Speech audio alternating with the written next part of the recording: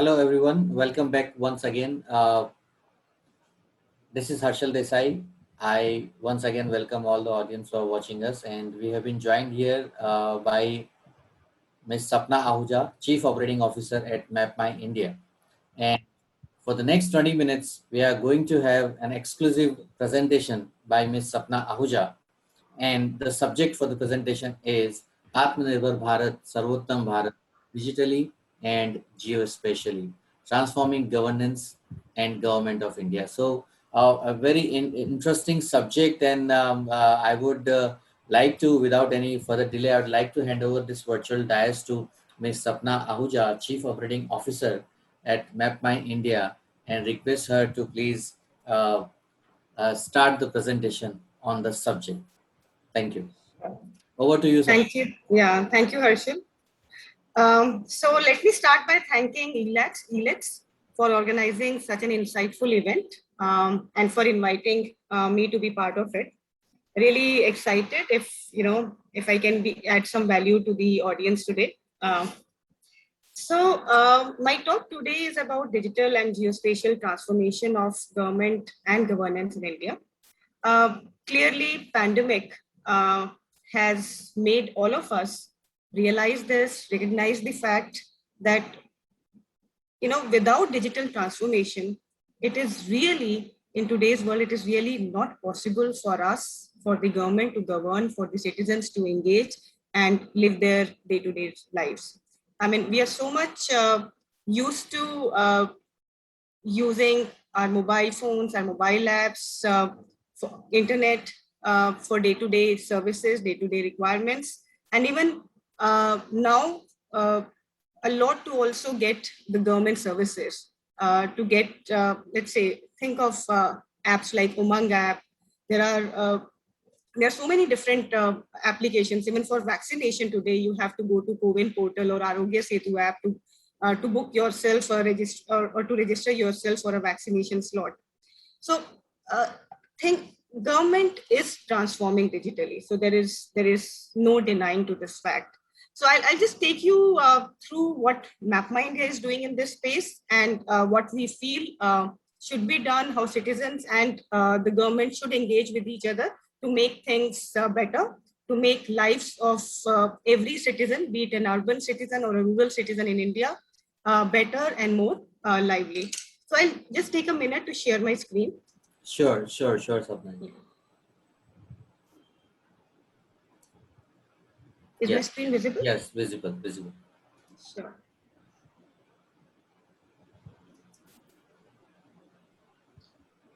So, like what I was saying, the value and potential of digital transformation and geospatial solutions has become even more evident as we respond to the current situation. The point which we are trying to make is that geospatial and digital transformation, they go hand in hand. I gave example of booking a vaccination center. So unless you know which is unless the application is able to tell you which is the nearby vaccination center, it's really difficult to get, or I would say it is really not possible to get the best out of the whole use case. So when it comes to geospatial, what are the key core focus areas or the interventions? We look at the first and foremost thing that we look at is what can we do to build public trust? What tools can we provide to public? What tools can we provide to the government to ensure that there is a mutual trust between the citizens, between the public and the government? So what we believe is that evidence-based decision-making in these situations like pandemic, that is, that's something that really can be very helpful for both the stakeholders. Hyperlocal information services for citizens in city. So if the citizens get to know what the government or what the administration is doing for their area in their hyperlocal vicinity, what kind of facilities do they have, and also vice versa, the government is also able to listen to the citizens in terms of the complaints, the grievances, or the feedback the citizens want to give back to the government, and there can be a two-way communication possible that is a big factor, that can be a big factor to build trust. And these, these things can be, these platforms can be developed by having a proper geospatial and digital systems in place. Next is crisis management. That's another area. So crisis management, it also leads to building public trust. Let me put it this way. So having situational awareness with accurate location information. So in case of any disaster, in case of any pandemic, in case of, let's say, local violence activities that might be occurring, if there is a situational awareness which is available. So, for example, if there is any violent activity going on in an area, if the police knows what is really the pattern that's happening, is it happening now for the first time, or is there a pattern to it? That really helps in solving the matter. And these are certain things that one can do very easily on a geospatial tool. Similarly, planning logistics and monitoring. So in pandemic times, logistics became a very, very important topic because there were so many medical supplies which were to be distributed in the rightful manner to different parts of the country. So be it, oxygen, be it supplies of, be it making arrangements for beds, depending on the need in different areas, the quantum of need in different areas. All this was to be planned in recent times, and this might be requirement in coming future as well. So in order to do logistic planning much more effectively, using multiple modes of transport, again, there is a need to have geospatial tools in the back end. And these geospatial tools, they help in optimizing the process, simplifying the processes also. The third focus area is ease of access. Access to information, that's the most important thing. I mean, if you know when you need something, where to go, what to do, how to handle a particular situation, that by itself solves half the problem. So easy access to information is quite critical. I'll take example of vaccination centers, because that's one project that we recently did with cowin.gov.in, where MapMyIndia maps are integrated and help people find the nearby vaccination centers to their current location. Likewise, access to public infrastructure, public facilities, for example, which is the nearby RTO office.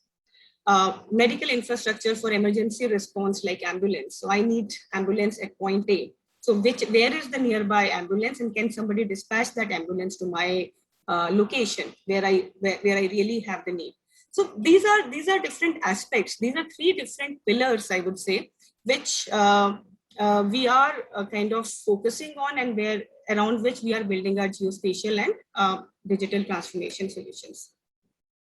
So some examples here, I kind of talked about it in the previous slide as well. To build the evidence-based decision making for pandemic management, we released a dashboard, a COVID-19 guide on MapMyIndia portal, where we displayed all the corona vaccination centers. We also showed how it's changing state-wise. We also mapped every containment zone in the country.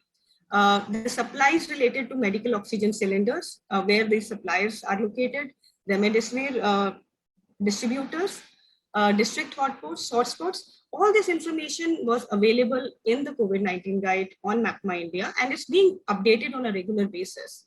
So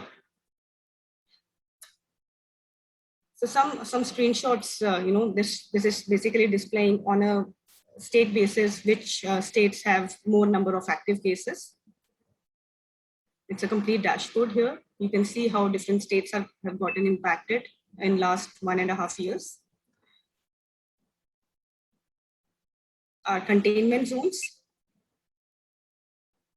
The containment zones, a much detailed view. So Then another very important feature that we released during this period was safety check. So I can check basis my location whether I am in a containment zone or not. Irrespectively, I can also get to know the nearest treatment center, sample collection center, quarantine center using the safety check feature on the mobile app, MapMyIndia mobile app, and also on the web application. So hyperlocal information is made available not just for corona facilities, but also for basic day-to-day needs. Like I want to find a nearby coffee place, a restaurant, a government office, a RTO office, police station. So all this information is available at a hyperlocal level through the geospatial tools. I talked about the grievance management. So if there are platforms where which can allow people to report issues in their area, in their hyperlocal vicinity, and the similar tool can also be made available with the administration to revert back, to basically respond back saying what the government is doing with respect to those issues if they are and in this and this really helps in building the trust between the two stakeholders. All, I mean, Swachh Bharat related reports, pollution activity related reports, road conditions in my area, the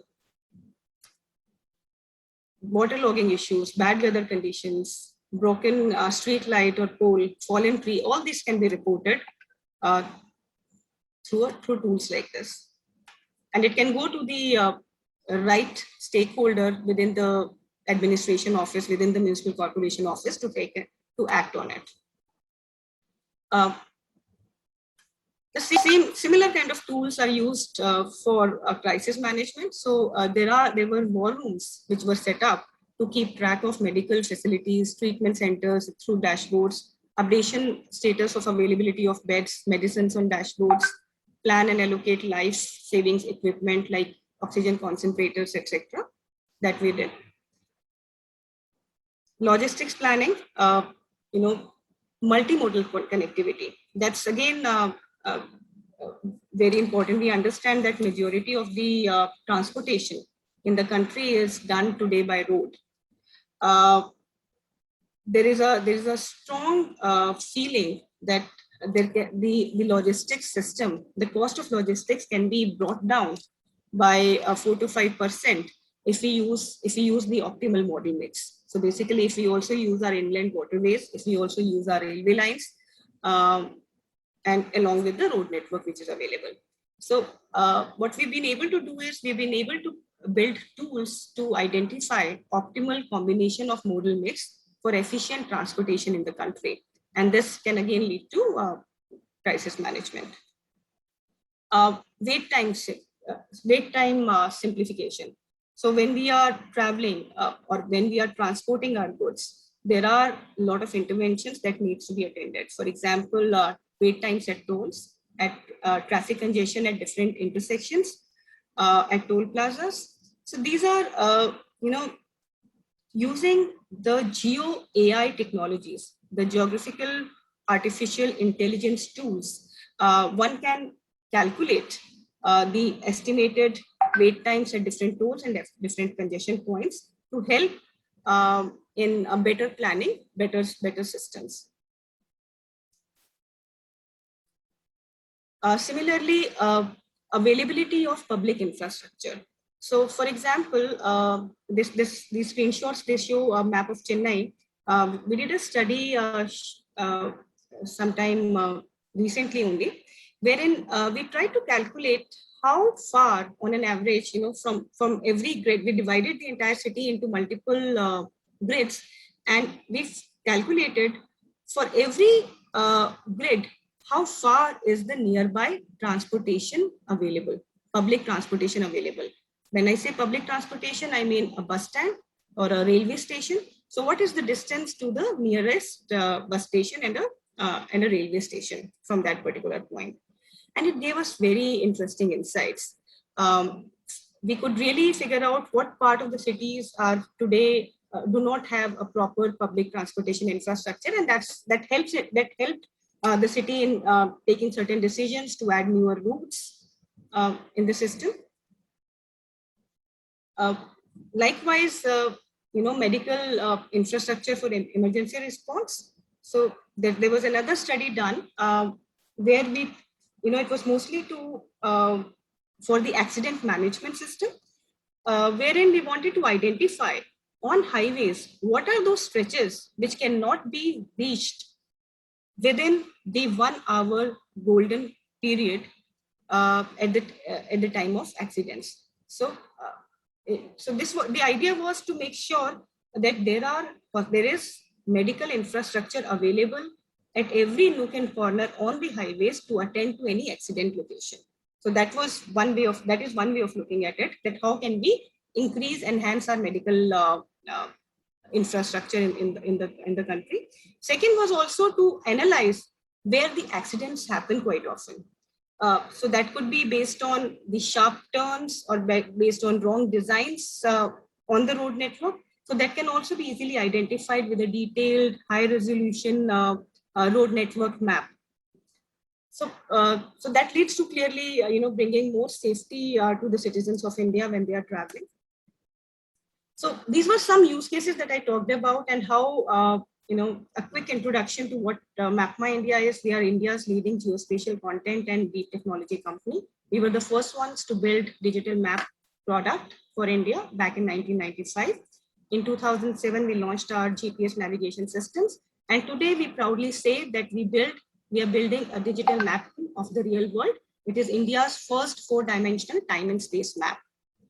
And we are on the mission to make the world better through maps, IoT, and location technologies.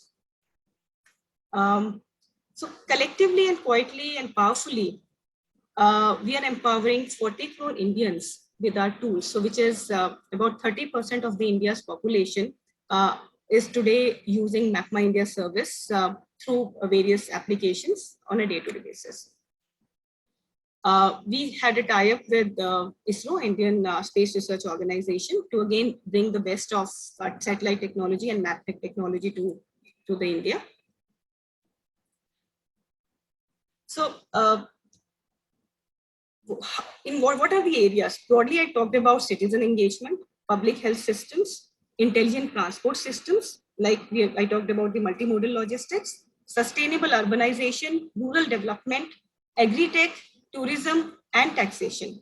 So these are some of the verticals that we've identified where the geospatial technologies are being used for various use cases. Some organizations who are using our solutions, government organizations who we have tied up with, like. So broadly speaking, what are the key components to put a geospatial transformational solution together? Clearly, a detailed map becomes the key. So that's first component, a detailed map of the country, along with a geospatial software. A navigation solution, which can help you calculate distance from one place to the other, which can help you move from one place to the other. The stack of APIs and SDKs that can enable functionalities like telematics, maps within your web and mobile applications, GIS analytics and AI technologies. All this put together in the form of a digital software, a mobile application and a web application can help resolve most of these requirements. And when we talk about map data content, map data typically is made up of various layers: administrative, address, transportation network, points of interest. And when we talk about the most accurate, most comprehensive, detailed, real-time maps of the country, which change with time, addresses and places of interest. I'll quickly talk about the digital addressing system.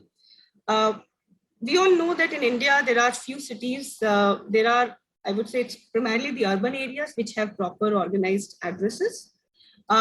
Majority of the households in India do not have addresses. That's one situation. And wherever the addresses are there, they may not be organized, they might be inconsistent. So defining an address in a system or searching an address has been a problem since beginning. And MapMy India has been resolving this with its platform called eLocation. It is India's first nationwide doorstep level smart digital addressing system. It's a 6-character code for every household, for every door number, which is simple, precise, and very easy to use. So it can help in faster response times for disaster management and relief operations. It is required for improved delivery of citizen services. I can help transform cities into smarter cities by providing better planning for amenities and properties. And